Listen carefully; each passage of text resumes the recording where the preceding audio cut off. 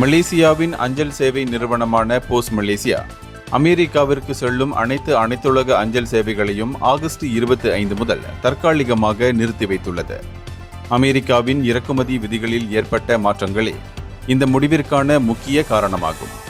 இதற்கு முன்பு 800 அமெரிக்க டாலருக்கும் குறைவான மதிப்புள்ள ஏற்றுமதிகளுக்கு சுங்க வரி விலக்கு அளிக்கப்பட்டு வந்தது. தற்போது இந்த விலக்கு திரும்ப பெறப்பட்டதால் சுங்க அனுமதி செயல்முறை மிகவும் சிக்கலாகிவிட்டது. இதன் விளைவாக விமான நிறுவனங்கள் அஞ்சல் பெட்டகங்களை நிராகரிக்கின்றன. இந்த இடைநிறுத்தம் express mail service, international air and surface parcel, international small packet, flexi pack international track packet, international mail உள்ளிட்ட அனைத்து அஞ்சல் சேவைகளையும் பாதிக்கிறது. இருப்பினும் வாடிக்கையாளர்கள் போஸ்ட் மலேசியாவின் துணை நிறுவனமான ரெட்லி எக்ஸ்பிரஸ் மூலம் தங்கள் அஞ்சல்களை அனுப்பலாம்.